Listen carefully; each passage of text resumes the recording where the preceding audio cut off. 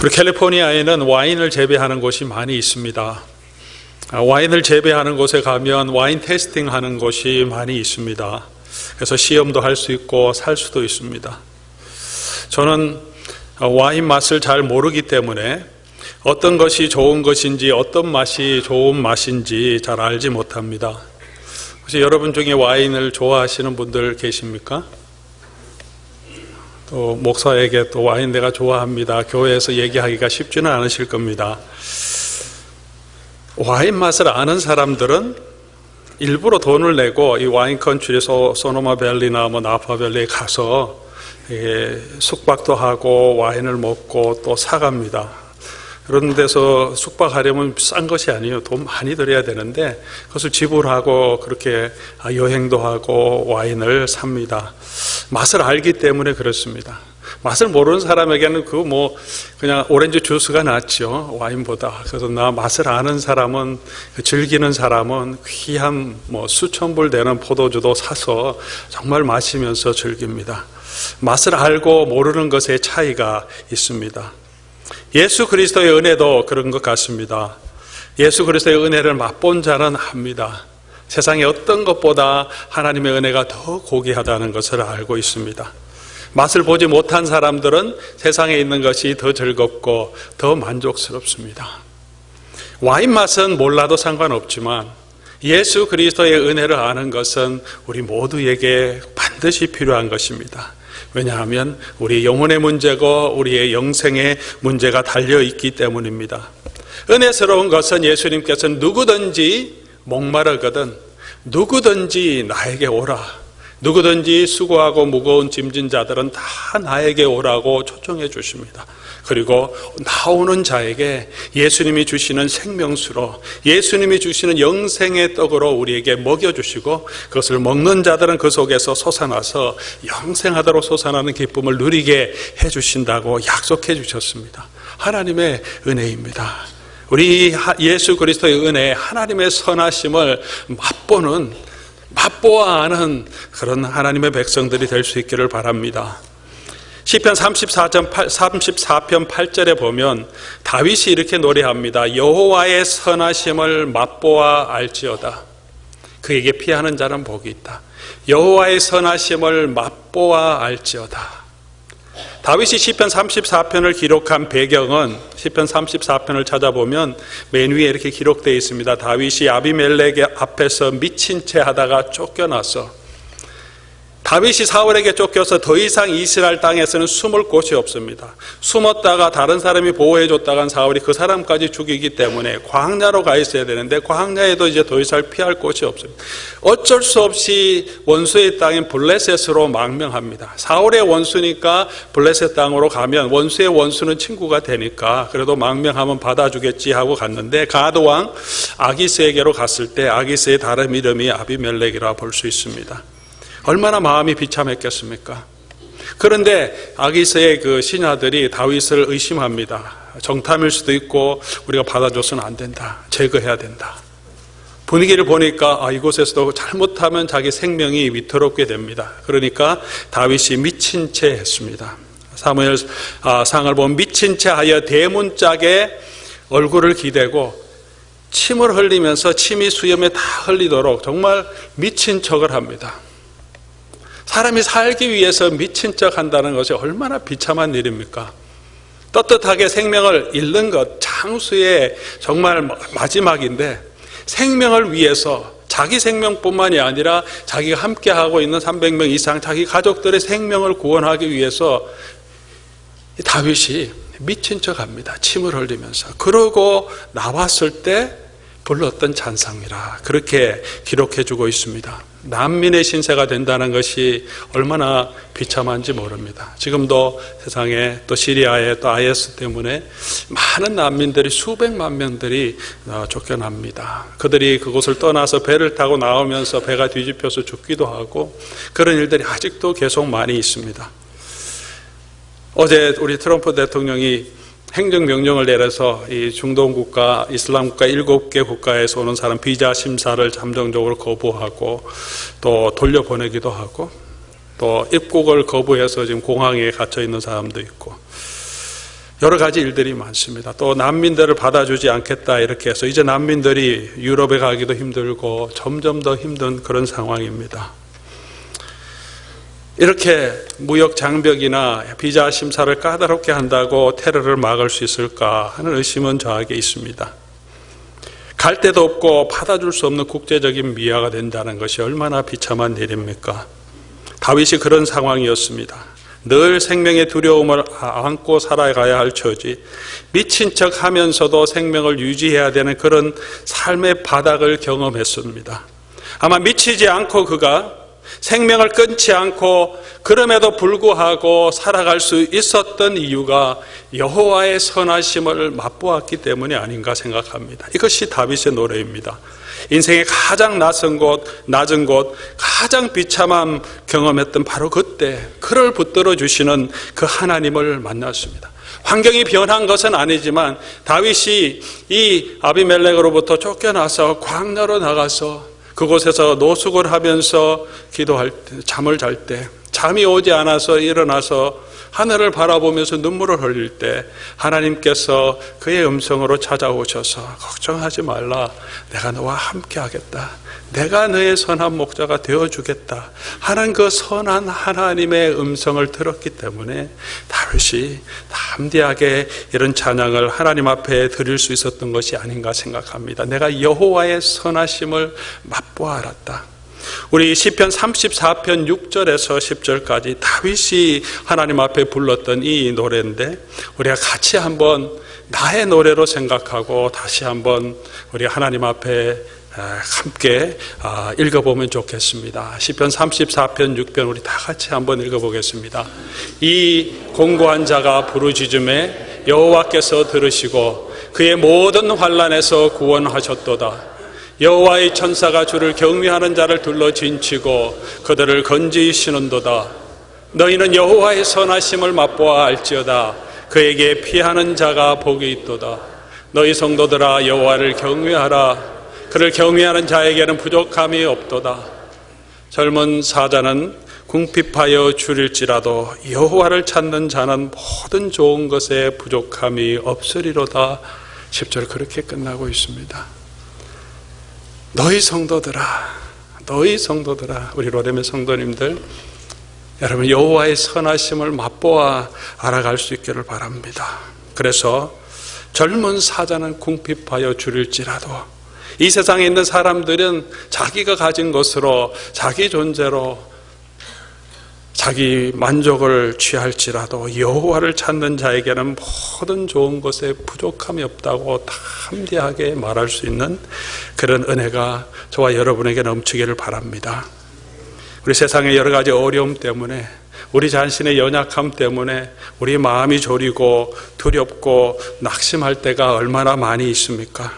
그럴 때 우리를 붙들어주는 힘이 바로 우리가 여호와의 선하심, 우리 주 예수 그리스도의 은혜, 우리의 선한 목자 되신 그 하나님의 능력을 우리가 맛보아 알게 될 때, 그 하나님이 나의 영혼을 만져주시는 그 사랑의 손길을 느끼게 될 때 세상에 알지 못하는 기쁨이 충만하게 될 줄 믿습니다. 오늘 그렇게 하나님의 능력을 맛본 사람들을 소개하기를 원합니다. 오늘 갈릴리 가나의 잔치는 우리가 너무나 잘 아는 내용입니다. 많이 설교도 들으셨을 줄 압니다. 하지만 오늘은 이 하인들의 입장에서 그들이 맛본 기쁨을 우리가 함께 경험할 수 있기를 바랍니다. 이 혼례집에 문제가 있었습니다. 우리가 잘 알듯이 포도주가 떨어졌습니다. 혼인잔치에 가장 중요한 기쁨을 함께 누릴 수 있는 가장 중요한 소스, 포도주가 떨어진 것입니다. 혼례는 예나 지금이나 가장 개인의 인생에 가장 중요한 것입니다. 개인의 인생뿐만이 아니라 한 가정과 다른 가정이 연합하고 고대 농경사회에서는 한 집안 가문의 축제죠. 우리 집안의 아들이 딸이 결혼하는 일입니다. 가정의 행사가 아닙니다. 가문의 영광을 드러내고 가문의 얼마나 우리가 괜찮은 가문인지를 드러내는 그런 시간이 혼례의 시기입니다. 그래서 거창하게 합니다. 힘에 지나도록 음식을 준비하고 예물을 준비하고 잔치를 벌여서 동네 사람들에게 초대합니다. 우리가 괜찮은 집안이야, 우리가 이런 사람이야 하는 것을 나타내기 위함입니다. 그 가운데 또한 기쁨이 있는 것이 혼례식입니다. 그런데 그 존재감을 드러낼 수 있는 가장 중요한 소소인 음식이 부족해졌습니다. 얼마나 수치스럽고 불명예스러운 일입니까? 신랑 신부뿐만 아니라 연회장뿐만 아니라 온 가문의 수치입니다. 큰일 났어요. 그런 일이 발생했습니다. 포도주를 넉넉히 준비하지 못했습니다.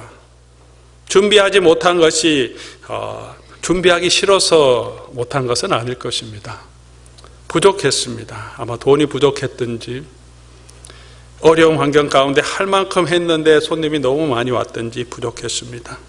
우리도 우리 노력으로 기쁨과 행복을 추구합니다. 나의 능력으로 내가 나된 것, 내가 괜찮은 사람이란 것을 나타내려고 노력합니다. 우리의 노력으로 인하여서 나의 수치, 나의 부족함을 가리우려고 합니다. 열심히 그래서 일도 하고 열심히 우리 자신을 관리하기도 하고 다른 사람과 비교해서 내가 괜찮다는 것을 나타내려고 내 자신을 증명해내려고 많은 일들을 하고 있습니다. 그것이 이 세상에 사는 우리 모두의 노력이 아니겠습니까? 때로는 TV에 나오는 정치인들, 또 요즘 청문회에 불려 나오는 사람들을 보면서 정말 인생이 저런 사람도 있구나 많이 비난하기도 합니다. 비난의 이유는 무엇입니까? 나는 괜찮다. 그런데 저런 인간이 다 있구나 그렇게 생각합니다. 오늘날 교회와 또 목회자의 부도덕을 비판하기도 합니다. 우리 교회는 괜찮은데 저 교회는 어떻게 저런 교회인가? 교회답지도 않고 교회 성당에만 치중하고 목사가 돈을 밝히고 저런 부도덕한 행동을 하는가 비난하고 상처를 입기도 합니다. 나는 조금 낫다고 생각하는 마음이 우리 속에 있기 때문입니다. 나는 부족하지만 그래도 저 정도는 아니야 그런 마음을 가지고 있기 때문에 때로는 다른 교회를 부정하기도 하고 비판하기도 하는 것 같습니다. 우리의 모습이 그런 것이 아닌가 생각합니다. 우리도 별반 다를 바 없는 그런 사람임을 알게 될 때 우리의 무기력함을 느낍니다. 우리의 수치를 더 가리기 원하고 내가 그래도 괜찮은 사람인가 더 나타나기 위해서 더 노력하지만 때로는 더 큰 자괴감으로 빠질 때가 많습니다. 아담과 하와가 자기가 하나님처럼 되려고 하다가 죄를 범한 다음에 벌거벗은 수치가 드러나게 됩니다. 그 수치를 가리기 위해서 옷을 만들어 천을 나뭇잎으로 자기를 수치를 가리려고 하는데 가릴 수가 없는 거죠. 오늘 이 세상에 사는 모든 인생의 영적인 모습이 그런 모습입니다. 기쁨을 누리려고 하는데 기쁨의 소스가 부족해요. 우리의 힘으로 우리의 능력으로 그것을 채울 수 없는 문제가 발생합니다. 그것이 오늘 이 가정의 모습이고 우리의 모습임을 오늘 본문은 우리에게 보여주고 있습니다. 그런데 이 가정에 희망이 있습니다. 포도주가 떨어졌는데 그래도 희망이 있습니다. 그 희망이 어디에서 옵니까? 예수님이 그곳에 계셨기 때문입니다. 예수님이 그곳에 있기 때문에 소망이 있습니다. 우리의 삶에도 저와 여러분의 삶에도 예수님이 계실 때 희망이 있습니다. 예수님께 그 문제를 가지고 갑니다. 예수님이 그 문제를 맡으시자 그곳에는 새로운 희망이 생깁니다. 예수님이 포도주를 마련하고 준비해 주십니다. 사실 포도주를 준비하는 것은 신랑의 책임이죠. 가족의 책임입니다. 또 연회장이 점검했어야 하는 문제입니다. 없다는 것은 연회장의 수치고 신랑과 신부와 그 가족들의 수치가 되는 것입니다. 그런데 예수님께서 그 일을 해 주십니다. 오늘 본문 말씀 9절을 보면 연회장은 물로 8절 말씀 보면 이제 떠서 연회장에게 갖다 주라 하시매 예수님께서 포도주를 만드신 다음에 연회장에게 갖다 주라 하십니다. 무슨 말씀하십니까? 포도주가 부족하면 연회장이 책임져야 하는데 신랑이 책임져야 하는데 못합니다. 할 수 없어요. 우리 인생의 문제를 우리가 할 수 없어요. 해결할 수 없는데 예수님께서 만들어서 보내주십니다. 연회장에게 보냅니다. 누가 이 연회장의 진정한 주인인지 아느냐를 말씀해 주시는 것입니다. 누가 이 인생의 문제를 해결해 주는 사람인지 아느냐. 예수님께서 물로 포도주로 만든 것을 갖다 주라 그렇게 명령하십니다. 예수님이 우리의 삶의 주인이 되실 때 저와 여러분에게는 참 기쁨을 회복해 주십니다. 예수님이 주시는 그 포도주는 어떤 포도주입니까? 예수님이 주시는 그 기쁨은 어떤 기쁨입니까? 오늘 이 성경 말씀은 두세 통 드는 돌 항아리가 6개나 있었다 그럽니다. 두세 통은 25에서 30갤론이다 그렇게 알고 있습니다. 25갤론, 30갤론이면 얼마나 많습니까? 한 갤론이 이제 이 정도 우리 밀크통이만 하니까요. 25갤론이면 엄청난, 포도주 통이면 큰 포도주 배럴 한 통이 아마 25갤론 안 될 것 같은데요. 한 10, 2, 3갤론 되는데 그거보다 더 큰 통입니다. 근데 그것이 6개나 있다는 거죠. 거기에 물을 가득 채우라 그렇게 말합니다. 사람이 얼마나 왔길래 그 많은 포도주를 다 먹을 수 있겠습니까? 그들이 준비한 것은 아무리 준비했어도 곧 동이 날 수밖에 없는데 예수님이 주시는 포도주는 그렇게 풍성한 축복을, 그런 은혜를 우리에게 주신다는 것을 말씀해 주고 있습니다. 25갤론, 30갤론이 6통이나 된다면 120갤론, 180갤론이 넘는 것입니다. 그리고 이 포도주는 이전 포도주보다 더 좋은 포도주다 그렇게 말합니다. 맛이 훨씬 좋다는, 우리가 누리는 세상의 기쁨, 내가 얻어서 누리는 그 기쁨보다 주님이 저와 여러분에게 주시는 그 은혜, 그 기쁨은 세상과 비교할 수 없는 은혜와 주의 사랑과 주의 기쁨을 우리에게 주신다는 것을 우리에게 보여줍니다. 우리의 노력으로, 저와 여러분의 노력으로, 애씀으로 우리가 얼마나 큰 즐거움을 누릴 수 있겠습니까? 얼마나 오랫동안 그 기쁨을 유지할 수 있겠습니까? 예수 그리스도께서 주시는 이 은혜, 주님이 주시는 이 포도주가 저와 여러분을 풍성케 하고 이 생과 내생에 우리의 영혼까지 육체까지 하나님이 주시는 큰 기쁨을 누릴 수 있는 그 포도주임을, 그 기쁨임을 다시 한번 기억하시기 바랍니다. 이 포도주로 인하여서 분위기가 완전히 반전되죠. 걱정과 근심이 지금 난리가 났었는데 말은 못하지만 이 신랑과 신부가, 연회장이 얼마나 걱정했겠습니까? 포도주 떨어졌다. 지금 어떻게 하냐? 어디서 찾느냐? 그런데 갑자기 하인들이 막 맛있는 포도주를 막 가져옵니다. 이거 어디서 났냐? 와, 이거 옛날보다 더 낫네. 신랑을 불러서 막 잔치를 칭찬을 합니다. 연회장도 기쁘고 신랑도 얼마나 기뻤겠습니까? 영문도 모르는데 그냥 기뻐요. 예수님이 주시는 그 은혜를 누립니다.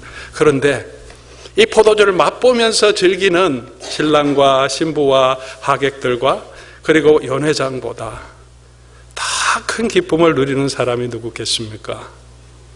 물돈 하인들이겠죠. 그들은 포도주를 마시지 않아도 마신 사람들보다 아마 더 큰 짜릿함, 감동이 있을 것입니다. 그들이 모르는 것을 알고 있습니다.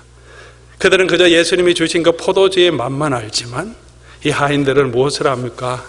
예수님을 압니다. 예수님의 능력을 받습니다. 그들이 물로 채웠는데, 그것을 갖다 줬는데 그렇게 맛있는 포도주로 되었다는 거죠. 얼마나 놀라웠겠습니까?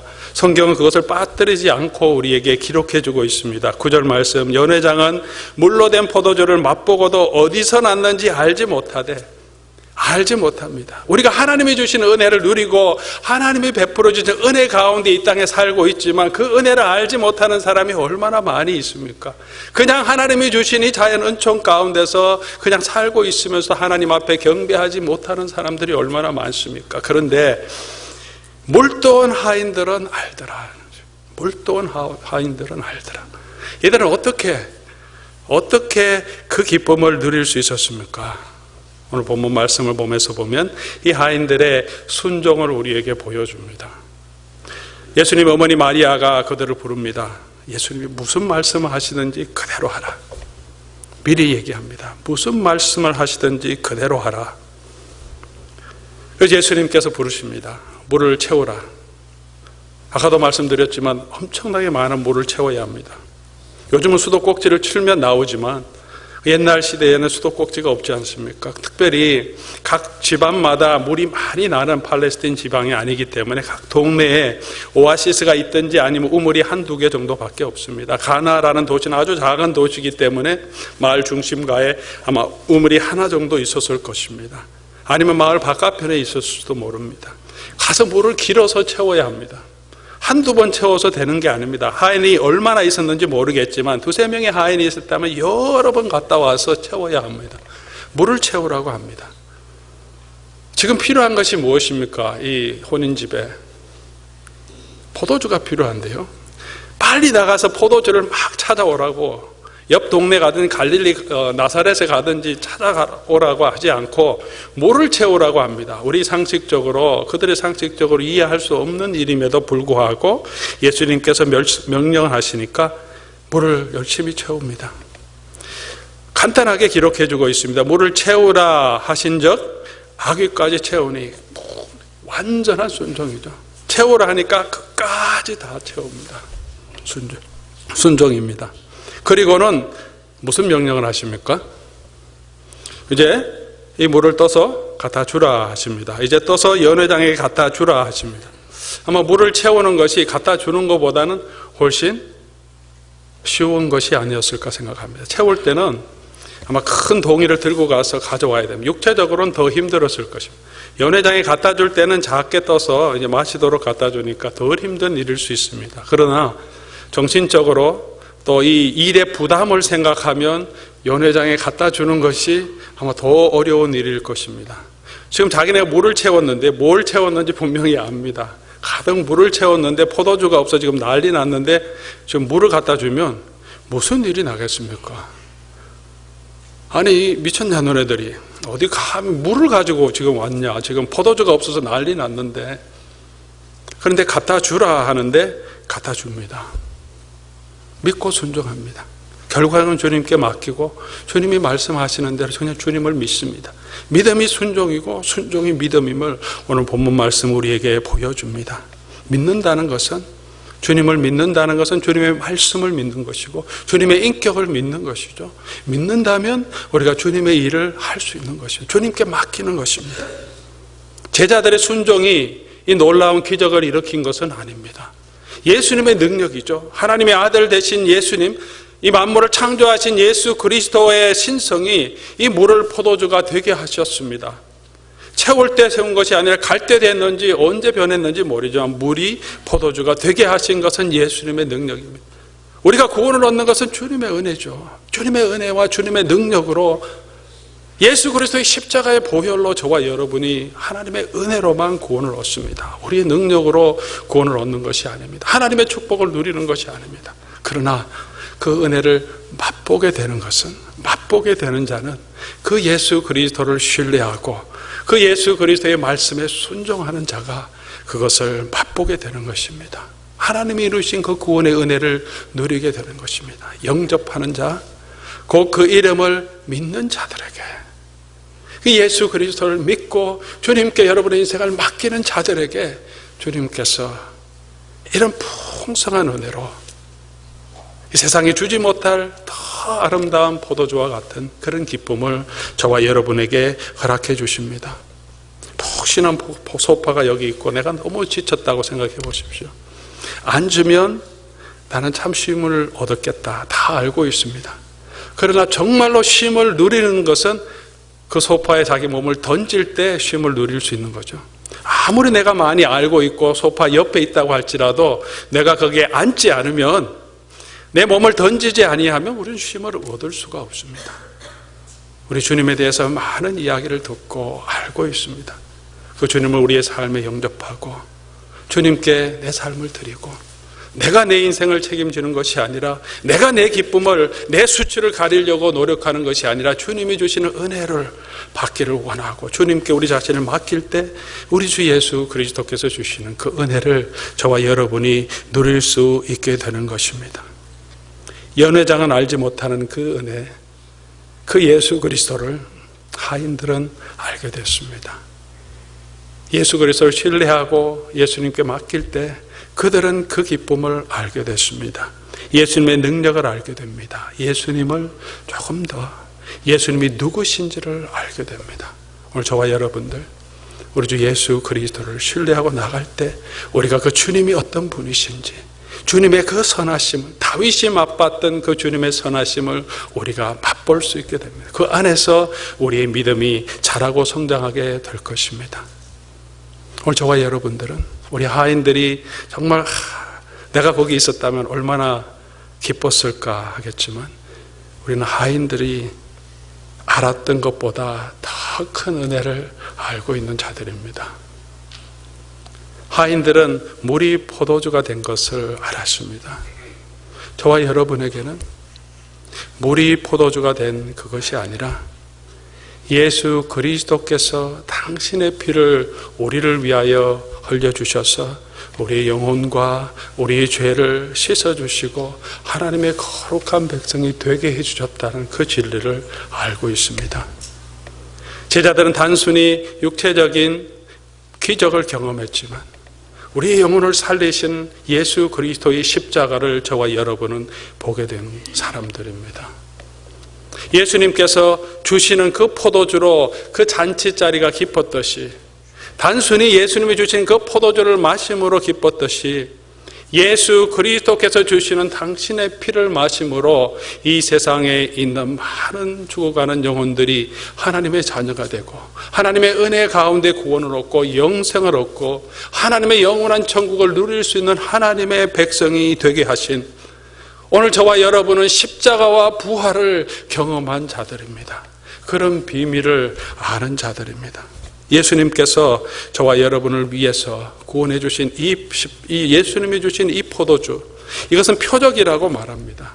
가나에서 물을 변하여 포도주가 되게 하셨습니다. 예수님이 주시는 그 포도주를 마실 때 기쁨이 있었던 것처럼 이 일을 통해서 예수님의 십자가를, 이 표적은 우리에게 보여줍니다. 예수님이 주시는 그 포도주, 마지막 만찬석에서 자기의 떡과 잔을 나누시면서 내가 너에게 주는 피다, 새 언약의 피다 하시면서 예수님이 주시는 그 십자가의 공로를 믿는 자들, 그것을 먹고 마시는 자들에게 새로운 생명, 단순히 잠시 누리는, 포도주를 마심으로 누리는 잠시의 기쁨이 아니라 영원한 기쁨, 우리 속에서 솟아나는 기쁨을 예수님께서 허락해 주십니다. 어떻게 그 기쁨을 허락해 주십니까? 물이 포도주가 되듯이 예수님이 아무 일도 하지 아니하시고 그냥 기적이 일어났습니다. 우리의 영혼을 구원하시기 위해서, 우리의 죄를 씻어주시기 위해서는 예수님이 아무 일도 하지 않은 것이 아닙니다. 그냥 쉽게 구원하신 것이 아닙니다. 하나님께 당신의 독생자를 이 땅에 보내주시고 하나님의 아들 되신 예수님께서 하늘의 영광을 버려두시고 이 땅에 오셨습니다. 우리의 죄, 우리의 수치, 우리가 가리울 수 없는 그 부끄러움, 더러운 모습들을 예수님이 대신 지시고 우리를 대신해서 십자가에 돌아가심으로 저와 여러분에게 하나님의 기쁨, 예수 그리스도의 피로 새롭게 된 새 언약의 세마포를 입혀주셨습니다. 그것이 주님의 은혜입니다. 우리의 죄는 그냥 씻어줄 수 있는 것이 아닙니다. 거룩한 하나님 앞에 설 수 있기 위해서, 우리가 새로운 생명을 얻기 위해서는 예수 그리스도의 피로 우리를 씻어주셔야 합니다. 우리를 대신해서 십자가에 돌아가시고 부활하신 주님의 은혜로 말미암아 저와 여러분에게 참 기쁨을 허락해 주십니다. 또한 저와 여러분에게는 단순히 예수 그리스도의 은혜 가운데 살게만 하신 것이 아니라 이 세상 끝날 때 마지막에 하나님께서 큰 잔치, 혼인잔치를 베풀어 주신다고 약속해 주셨습니다. 이 땅에 사는 동안에도 다윗이 경험한 것처럼 삶의 어려움 곳곳에서 하나님의 선하심으로 우리를 지켜주시고 인도해 주실 뿐만 아니라 예수 그리스도의 의를 덧입혀 주셔서 그 의 가운데서 하나님의 백성으로 거룩하게 살도록 인도해 주실 뿐만 아니라 생명의 말씀을 주셔서 그 말씀을 기억하게 하시고 주님의 은혜와 주님의 사랑 가운데 살아가게 하실 뿐만이 아니라 이 땅을 다 지나간 후에 영원한 천국에서 하나님은 큰 잔치를 베풀고 우리에게 그 기쁨을 누리게 예비하고 계신다는 것을 성경은 보여주고 있습니다. 예수님이 이 첫 표적을 갈릴리 가나의 혼인잔치에서 하신 이유가 무엇이겠습니까? 첫 표적을 혼인잔치에 하셨다는 것은 마지막 하나님이 주실 축복도 혼인잔치와 같은 그런 큰 축복을 예비하고 계신다는 것을 우리에게 말씀해 주는 것입니다. 그 혼인자리에는 누가 주인이 되십니까? 이 갈릴리 가나의 혼인잔치에는 예수님은 초청받은 손님으로 오셔서 문제를 해결해 주십니다. 마지막 그때에는 예수님이 이 잔치의 주인이 되십니다.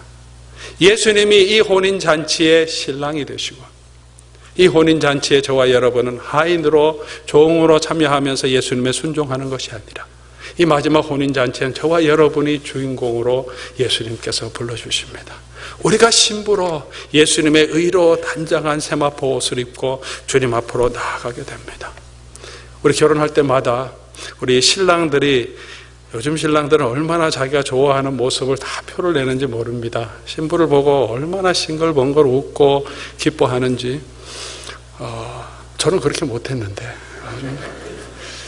가장 신랑이 바보스럽지만 정말 보기 좋은 때가 이제 신부가 입장할 때 보통 그렇습니다. 신랑이 돌아서서 신부가 들어오는 모습을 바라보면서 긴장도 되고, 예쁘게 드레스를 입고 오는 신부를 보면서 가슴도 설레이면서 얼마나 기쁜 마음으로 신부를 맞이합니까? 우리 하나님께서, 예수님께서 하나님 보좌 우편에 가 계시면서 우리를 위하여 계실 곳을 마련하시고, 계실 곳만이 아니라 우리를 위하여 혼인 자리를 준비하고 계십니다. 그리고 그 땅으로, 그 천국으로 들어갈 때 주님께서는 우리를 바라보시면서 신랑이 신부를 바라보듯이 그런 사랑의 눈으로 우리를 바라보시면서 우리를 맞아주십니다. 그 잔치 자리에는 저와 여러분이 종이 아니라 우리는 그 잔치의 가장 귀한 고백, 가장 꽃이 되는 신부로 그 자리에 서게 해주십니다. 예수님의 은혜, 예수님의 사랑입니다. 우리는 그 비밀을 아는 자들입니다. 예수 그리스도의 은혜를 아는 자들입니다. 그 은혜 가운데 걸어가는 저와 여러분이 될 수 있기를 바랍니다. 지금도 우리와 함께 하시고 우리를 위해 예배해 준 그 천국을 바라보면서, 그리고 저와 여러분이 그 천국에서 가장 아름다운 존재로 가장 귀한 예수 그리스도의 신부로 주님께서 맞아주실 그런 자격을 가진 사람임을 알고 그런 비밀을 가진 자로 이 땅에 살아갈 수 있기를 바랍니다. 하인들이 알지 못했던 더 큰 기쁨을 누린 자로, 천국의 비밀을 가진 자로, 그리고 그 비밀을 기뻐서 함께 나누는 예수 그리스도의 증인으로 이 땅에 설 수 있기를 바랍니다. 우리 주님을 신뢰할 때, 주님을 의지할 때 주님이 주신 이 은혜를 우리에게 허락해 주시고 주님의 선하심을 맛보아 알게 해 주십니다. 우리 인생 우리가 살아가려고 내 기쁨, 내 즐거움은 내가 누리려고 하지 말고 주님께 맡기고, 모든 것을 주님께 맡기고 주님의 뜻 안에 있을 때 주님께서 주시는 그 기쁨을 누릴 수 있게 될 것입니다. 그 은혜와 그 기쁨이 우리의 삶에 풍성하게 넘치는 하나님의 백성들 될 수 있기를 주님의 이름으로 축원합니다. 우리 같이 기도하겠습니다.